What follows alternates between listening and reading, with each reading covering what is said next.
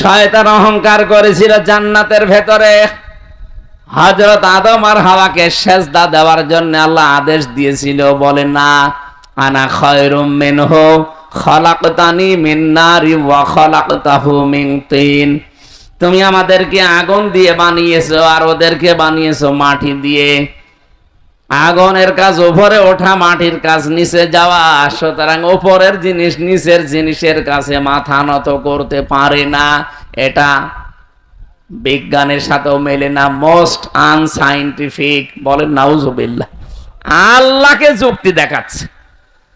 আল্লাহ রাব্বুল আলামিন এই অহংকারের কারণে এত বেশি রেগে গেলেন, তাকে আল্লাহ ওই দিন থেকে দুইটা জিনিস থেকে বঞ্চিত ঘোষণা দিলেন যে কোনদিন তোকে আমি দুইটা জিনিস দেব না। কয়টা? বলেন বলেন। ওয়ালা ফাহবিত মিনহা ফামা ইয়াকুনু লাকা আন তাতাকাব্বারা ফিহা ফাখরুজ ইন্নাকা মিনাস সাগিরিন। সূরা আরাফের ভেতরে আছে, আল্লাহ পাক বলেন শয়তানকে ওই দিন আমি দুইটা জিনিস থেকে বঞ্চিত করে দিয়েছি। এক নম্বরে বললাম কোনদিন তোকে আমি জান্নাতে দেব না, দুই নম্বরে কোনদিন তোকে আমি আল্লাহ ক্ষমা করব না। এই জন্য পৃথিবীতে যারা অহংকারী তাদেরকে আল্লাহ দুইটা জিনিস কোনদিন দেবেন না। এক নম্বরে তাদের মাফ নেই, দুই নম্বরে তারা জান্নাত যাবে না। কথার অর্থ বোঝেন আপনি? আমাদের ভেতরও যদি কারো এই রোগ এসে যায়, তৈরি হয় যে আপনি অহংকার আছে ভেতরে, সে লেখাপড়ার অহংকার হোক, টাকা পয়সার হোক, চেহারার হোক, বংশের হোক, প্রভাব প্রতিপত্তির হোক, ক্ষমতার হোক, যে কোনো অহংকার যদি কারো ভেতরে বাসা বাঁধে, কয়টা জিনিস সে বঞ্চিত হবে? আরো জোরে আর একবার বলেন। আর একবার। এক নম্বরে কোন দিন আল্লাহ তাকে ক্ষমা, বলেন বলেন। দুই নম্বরে সে কোন দিন জান্নাতে যাবে। এই জন্য অহংকারী যারা, তাদের একুলো শেষ, আখেরাতও শেষ। এখন যেহেতু তাওবার দরজা বন্ধ হয়ে যায়নি, অহংকারী যারা আছেন, সে যে কোনো জিনিসের অহংকারী হোক, আমি আবার বলছি, রূপের হোক, লেখাপড়ার হোক, সম্পদের হোক, ক্ষমতার হোক, চেয়ারের হোক, অহংকার যাদের ভেতরে বাসা বেঁধেছে, আপনি এই মুহূর্তে নিজেকে পাল্টান। এখনই তাওবা করে জীবনের মতো ফিরে আসেন, তারপরও আল্লাহর মাফ আপনি পাবেন, জান্নাত পাওয়ার আশা করা যায়।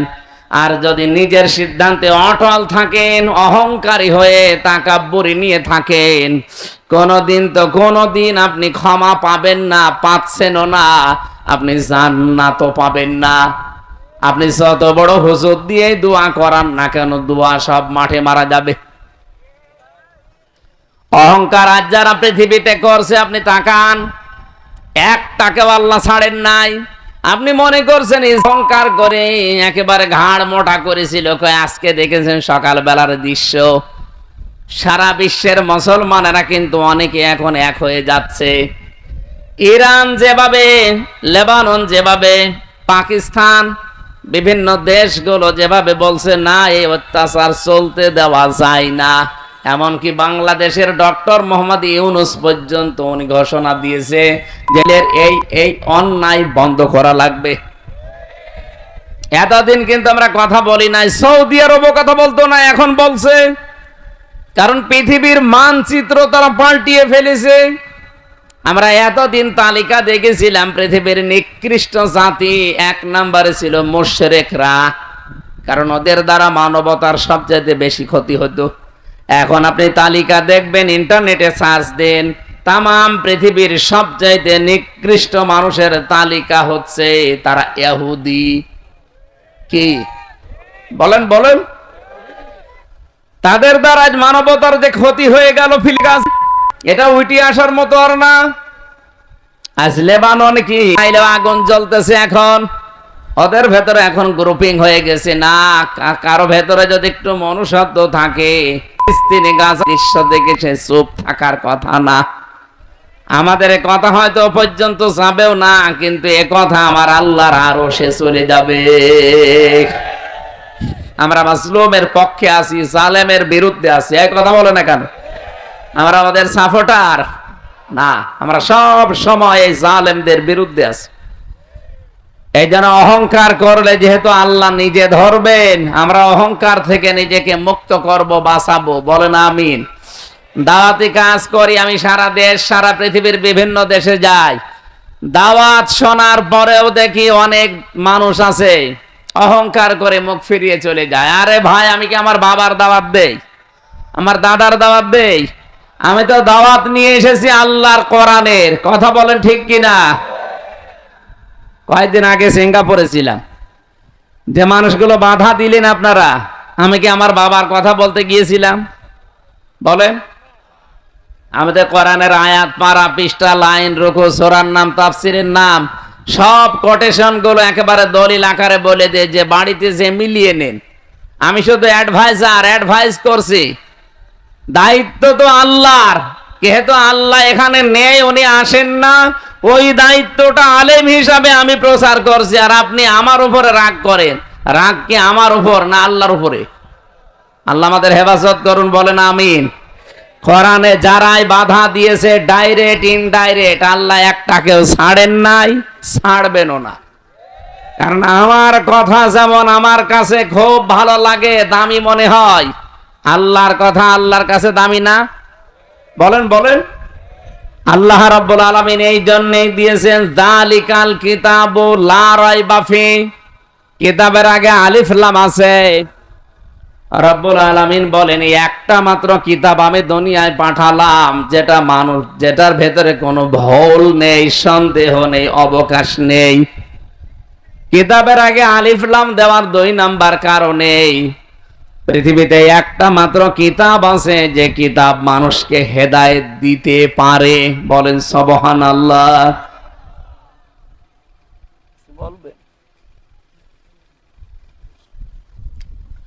রমজানুল মোবারকে যেহেতু কোরআন আল্লাহ নাযিল করেছেন নির্ভুল, নির্ভেজাল, অথেন্টিক, ভুল তো দূরের কথা, সন্দেহের অবকাশও আপনি পাবেন না। আল্লাহ বলেন কোরআন দিয়েছি কেন জানো? হুদাল লিল মুত্তাকিন, মুত্তাকিদেরকে হেদায়েত দিতে।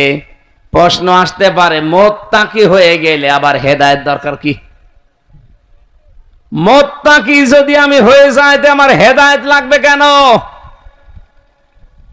অন্য স্থানে আমরা পেয়েছি হুদাল লিন্নাস ওয়া বায়্যিনাতিম মিনাল হুদা ওয়াল ফুরকান। কোরআন আমি নাযিল করেছি মানব জাতির হেদায়েতের জন্য। এই খেয়াল করবেন, এখানে প্রথম বললেন আমি মুত্তাকিদের হেদায়েত দেব কোরআন দিয়ে। দ্বিতীয় পেয়েছি সূরা বাকারা 185 নাম্বার আয়াতে, যে আমি কোরআন দিয়েছি মানব জাতির হেদায়েতের জন্য। 3 নম্বরে সূরা নাহালের 89 নম্বর আয়াতের শেষের দিকে পাবেন হুদাল লিল মুসলিমিন। এই কোরআন আমি দিয়েছি মুসলমানদের হেদায়েত দেওয়ার জন্য। আল্লাহর কথা কয় রকম পেলাম? বলেন বলেন। কথায় পর্যন্ত বুঝেছেন কিনা বলেন? আল্লাহর কথা 3 রকম হয়ে গেল। উনিও কি আমাদের হাসিনা সাহেবের মতো সকালে এক কথা বলে, বিকালে বলে না আমি এটা বলি নাই? আল্লাহ পাক বলেন আমি যেটা একবার বলি ওইটাই ফাইনাল, কোনদিন আমার কথা নড়ন চড়ন নেই, রদ বদল নেই। তাহলে এখানে 3 রকম কথা বললেন কেন? তাফসিরে মুফাসসিরিন ইকরাম ফি জিলালিল কোরআনের মাইজাবিতে লিখেছে 3টাই ঠিক আছে। 1 নম্বরে পৃথিবীতে মানব জাতির জন্য আল্লাহ পাক হেদায়েতের জন্য কোরআন দিয়েছেন। তামাম দুনিয়ার সব মানুষ কোরআনের উপকার পাবে, কোরআন থেকে কল্যাণ লাভ করবে, সম্পূর্ণ না, কিছু না কিছু। এজন্য দেখবেন পৃথিবীর বহু মানুষ আছে কোরআন মানে না, বিশ্বাস করে না, কিন্তু কোরআনে কারিমের কিছু নিয়ম তারা মেনে তারা আবার শান্তিতে আছে। আজ পৃথিবীর অন্যান্য ধর্মের দিকে তাকান, তারা কি কোরআন বিশ্বাস করে? বলেন না কেন? কোরআন মানে কোরআন যে আল্লাহর পাঠানো কিতাব এটাও তারা বিশ্বাস করতে চায় না, কিন্তু কোরআন থেকে কিছু নিয়ম তারা উপকারের জন্য পারিবারিক জীবনে আর রাজনৈতিক জীবনে তারা নিয়েছে। এটা রেকর্ড হচ্ছে, এই কারণে বলছি। শুধু এই কয়জন মানুষ আমার সামনে না, এখন বাংলার 18 কোটি মানুষ আমার সামনে। এটা কালকে সারা বাংলাদেশে ছড়াবে। আপনি দেখেন পৃথিবীর ময়দানে যারা অমুসলিম, এই যে আপনাদের পাশের গ্রামে হিন্দু, এই হিন্দু ভাইরা কোরআন বিশ্বাস করে না, কোরআন মানেও না, কিন্তু কোরআন থেকে যে একটা নিয়ম আছে বিবাহ, বিবাহের কথা কোরআনে নেই?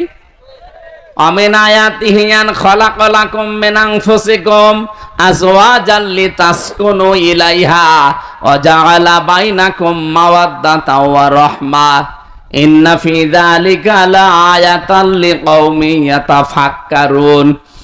আল্লাহ বলেন আমার বহু নিদর্শন দুনিয়া আছে, এর ভেতরে অন্যতম নিদর্শন এই যে আমি তোমাদের থেকে তোমাদের জোড়া তৈরি করেছি, স্বামীর থেকে স্ত্রী বানিয়েছি।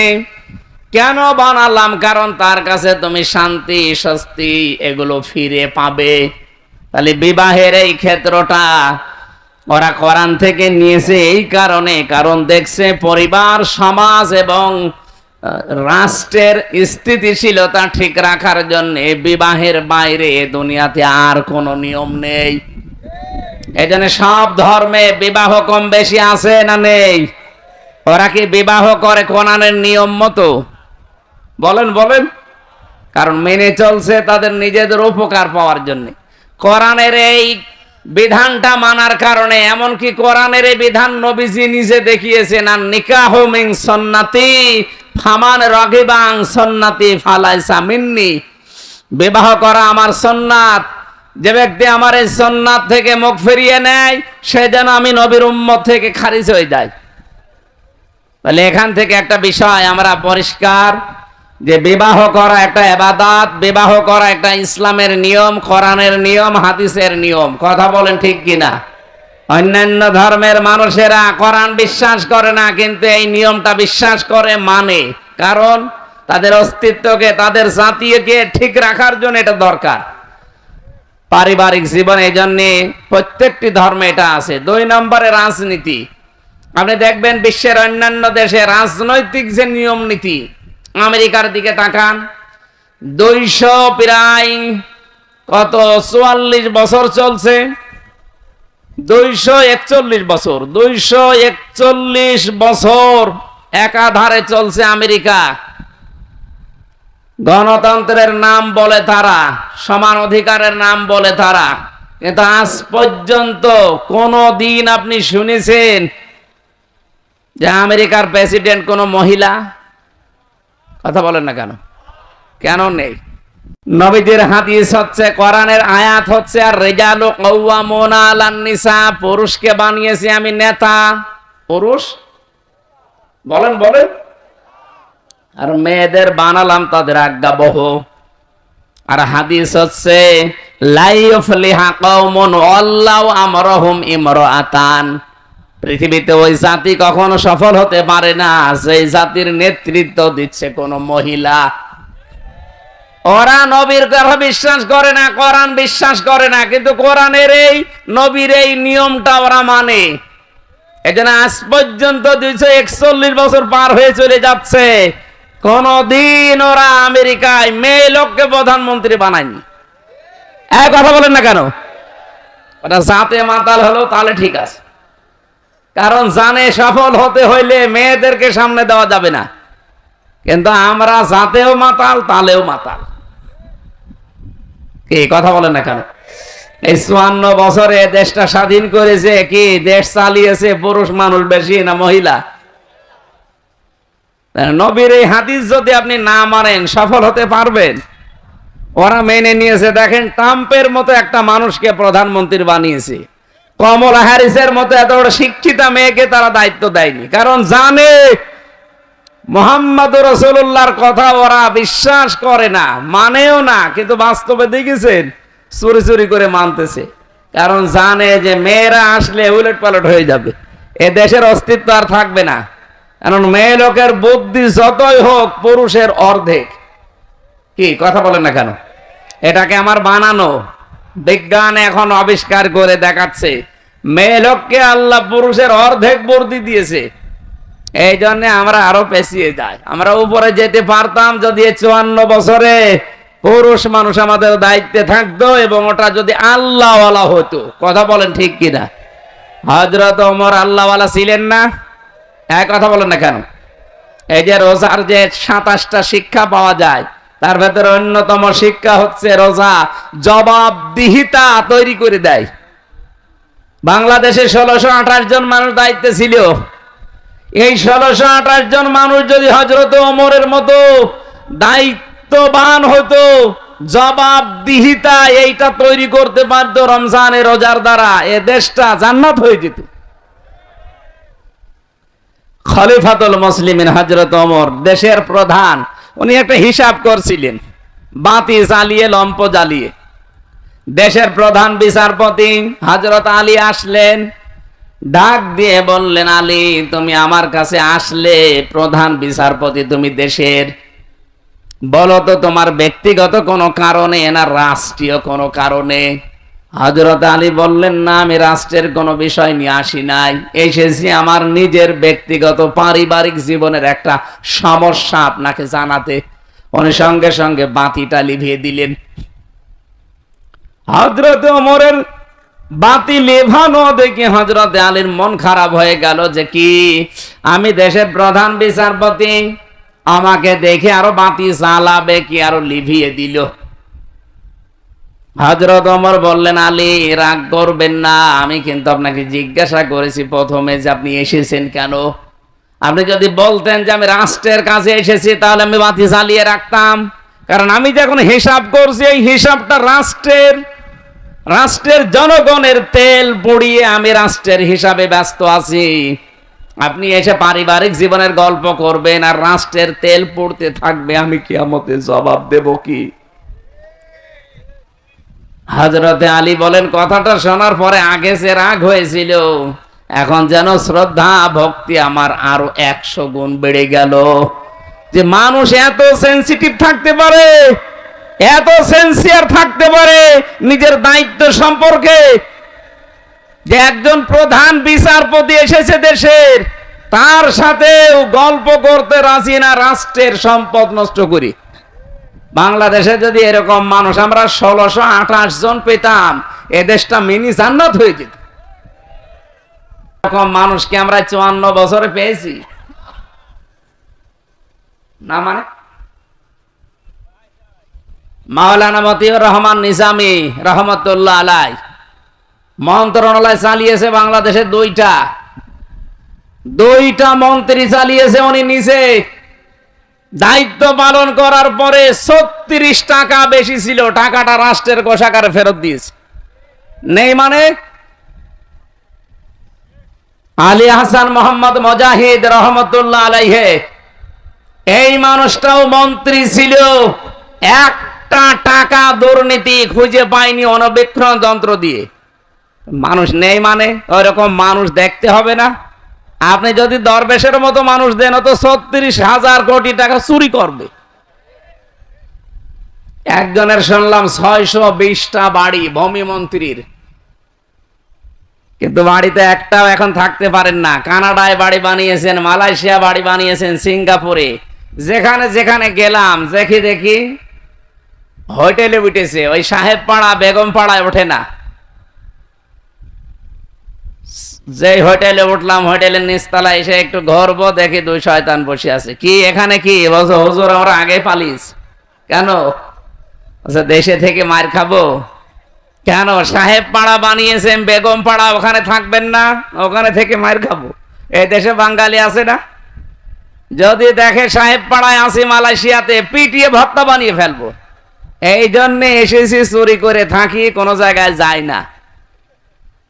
কয়দিন থাকবেন এভাবে চুরি করে? কেন এই কাজ করতে গেলেন? যদি হযরত ওমরের মতো দায়িত্বটা পালন করতেন, মরণ পর্যন্ত বাংলাদেশের দায়িত্বে থাকতে পারতেন। কথা বলেন না কেন?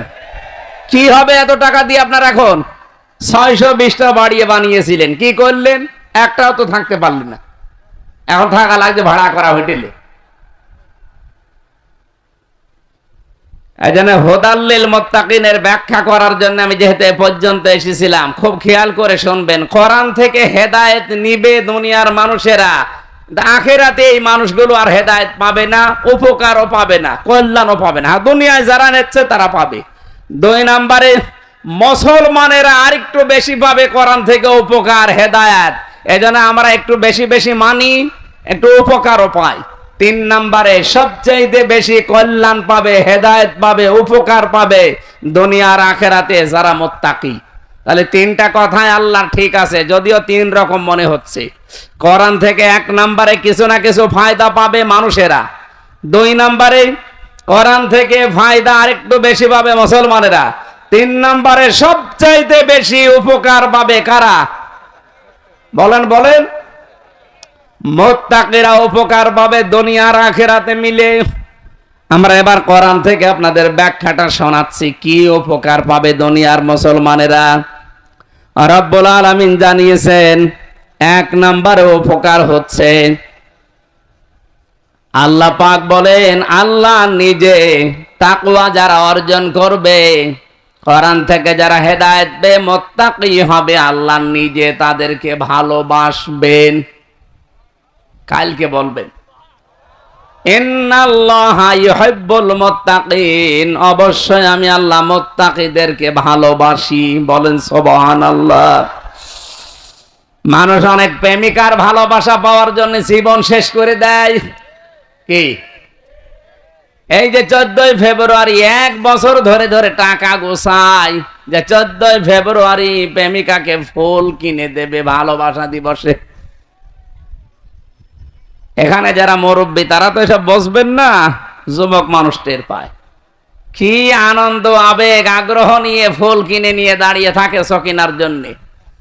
একটা মানুষের ভালোবাসা পাওয়ার জন্য যদি এত শ্রম দেওয়া লাগে, কষ্ট করা লাগে, আল্লাহ বলেন যদি মুত্তাকি হতে পারো আমি আল্লাহ নিজে তোমাদেরকে ভালোবাসবো। সুবহানাল্লাহ বলতে পারেন নাই? 2 নম্বরে আমি পেয়েছি সূরা বাকারা, ওয়া'লামু আন্নাল্লাহা মা'আল মুত্তাকিন। আল্লাহ পাক বলেন আমি নিজে মুত্তাকিদের সঙ্গে থাকবো। বলেন সুবহানাল্লাহ। শুধু ভালোবাসবো তা না, আমি নিজে তাদের সঙ্গী হয়ে যাব। 3 নম্বরে কোন মানুষ যদি তাকওয়া অর্জন করে মুত্তাকি হতে পারে, যত রকমের চক্রান্ত আছে দুনিয়াতে তার বিরুদ্ধে, ওই চক্রান্তকে আল্লাহ নিজে নস্যাৎ করে দেবেন। বলেন সুবহানাল্লাহ। ইসলামে দেশে যারা অ্যাক্টিভ ভাবে মেনে চলে তাদের উপরে যত ষড়যন্ত্রের খড়গ হস্ত, যত রকমের দুর্বিসন্ধি হয়, চক্রান্ত হয়, সবগুলো থেকে তার নিজের বাঁচা সম্ভব না। বাঁচায় কে? বলেন বলেন। এই 15.5 বছরে ইসলামের অস্তিত্ব থাকার কথা ছিল না, যত রকমের ষড়যন্ত্র আরম্ভ হয়েছিল। বাঁচিয়ে রেখেছেন কে বলেন তো? 4 নম্বরে পেয়েছি মুত্তাকি যারা হবে তাদের আমল আল্লাহ নিজেই কবুল করে নেবেন। ইন্নামা ইয়াতাকাব্বালুল্লাহু মিনাল মুত্তাকিন। সূরা মায়েদা 27 নম্বর আয়াতের শেষের দিকে আছে। আমি দলিলগুলো লম্বা করছি না, কারণ আমার ওই অনুষ্ঠানটা ধরা লাগবে। এখানে আমার 11টায় ওঠার কথা, সেখানে অনেক সময় হয়ে গেছে। 5 নম্বরে রিজিকের দরজা আল্লাহ খুলে দেবে। এটা সূরা আরাফের 96 নম্বর আয়াতের প্রথম অংশে আছে। 6 নম্বরে তাকে পেরেশানি থেকে আল্লাহ মুক্তি দান করবেন। সূরা তালাকের 2 নম্বর আয়াতে আছে। 7 নম্বরে তার জীবনের যত কাজ আছে আমার আল্লাহ সব কাজ সহজ করে দেবেন। সূরা তালাকের 4 নম্বর আয়াতে আছে। 8 নম্বরে আল্লাহ পাক বলেন কোন মানুষ যদি তাকওয়া অর্জন করতে পারে, ওর পেছনের যত গুনাহ ছিল সব আল্লাহ মাফ করে দেবে। সূরা আনফালের 29 নম্বর আয়াতের মাঝের অংশে আছে। 9 নম্বরে জান্নাতুন নাঈম, আমার আল্লাহ তাকে দান করবেন। সূরা কলমে ইন্নালিল মুত্তাকিনা ইনদা রাব্বিহিম জান্নাতিন নাঈম, 34 নম্বর আয়াত। এরকম 9টা আছে কোরআনে, আর হাদিসে আছে 27টা। আর এই তাকওয়া যদি কেউ অর্জন করতে চায় তাকে দুনিয়ায় 4টা কাজ মাস্ট বি করা লাগবে। কয়টা? বলেন বলেন। এক নাম্বার আল খাউফু মিনাল জালিল, আল্লাহকে যেভাবে না দেখে বিশ্বাস করেন, না দেখে ওইভাবে ভয় করা লাগবে। দুই নম্বরে আল আমালু বিত্তানজিল, কোরআনের আমল দুনিয়ায় করা লাগবে। কিসের আমল? কোন বাবা কি করেছে, কোন দাদা কি করেছে ওই আমল না, কিসের আমল? কোরআনের। তিন নম্বরে আল কিনায়াতু বিল কলিল, অল্পে তুষ্ট থাকার মন বানানো লাগবে। এইটা আমাদের নেই। যত আসে আরো বেশি চাই, যত আসে আরো বেশি চাই না। যতটুকু আল্লাহ আপনাকে দিয়েছে মনে করবেন এর চাইতে বেশি হলো আপনার ক্ষতি, এর চাইতে কম হলো আপনার ক্ষতি। সুতরাং অল্পে তুষ্ট থাকার এই মন তৈরি করা, এটা তাকওয়া মুত্তাকি মানুষদের 3 নম্বরে গুণ। 4 নম্বরে ওয়াল ইস্তিদালু লিয়াউমির রাহি, আখিরাতের পুঁজি তৈরির জন্য সচেষ্ট হওয়া। এই যে 4টা এই কাজগুলো দুনিয়ায় যারা করবে, এই মানুষগুলোকে আমার আল্লাহ তাকওয়া দান করবেন। তাকওয়া হলে লোকটা হবে মুত্তাকি। মুত্তাকির জন্য এই 9টা পুরস্কার দুনিয়ায়, আর আখিরাতে কয়টা? 27টা। বলেন কয়টা? আমাদের শিক্ষা ব্যবস্থা ওইভাবে তৈরি করা দরকার।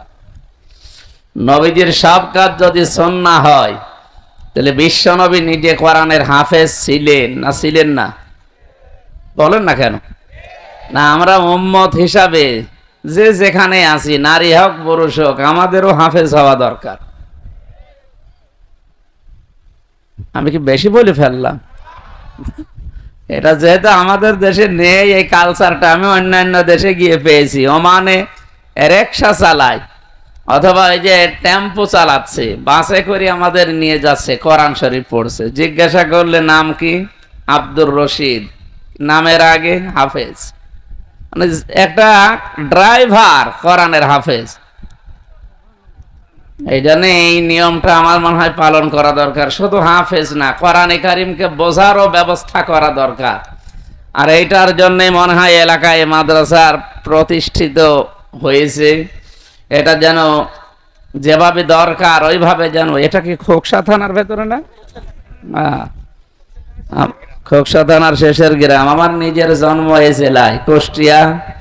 বাংলাদেশ সহ বিশ্বের অন্যান্য জেলায় গেলে পরিচয় দিলে ভালো লাগে, কিন্তু ওই যে একটা জায়গা আছে বাংলাদেশে যেখানে গাঁজা খায় পুলিশ পাহারা দিয়ে, এই কারণে একটু কেমন কেমন লাগে।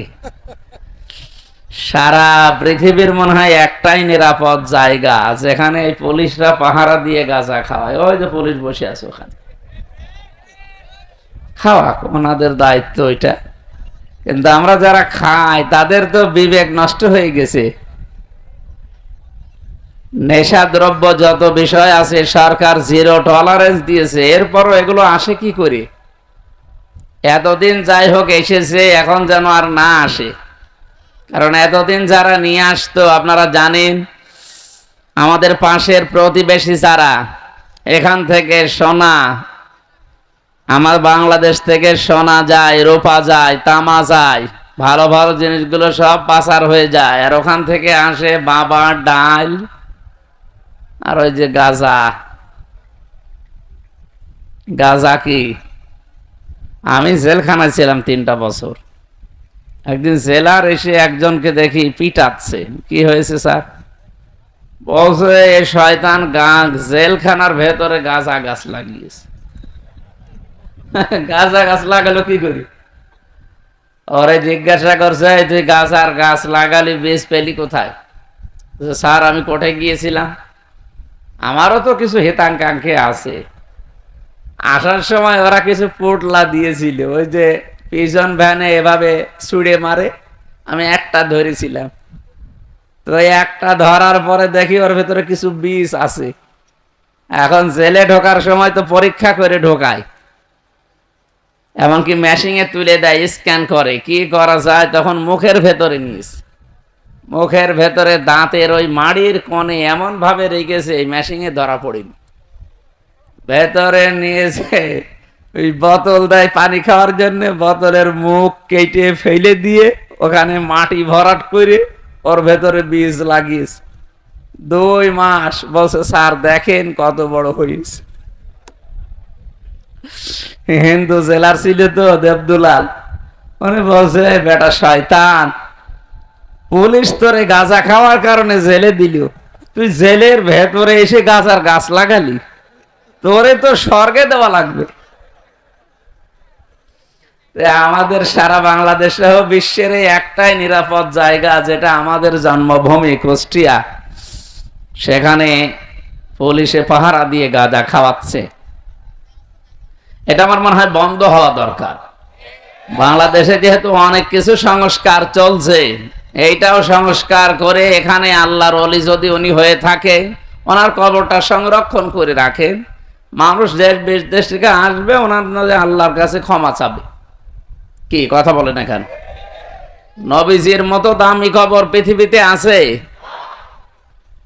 তো ওনার কবরে এভাবে কে গাঁজা খায় কেউ? সুতরাং এইগুলো ইসলাম নয়।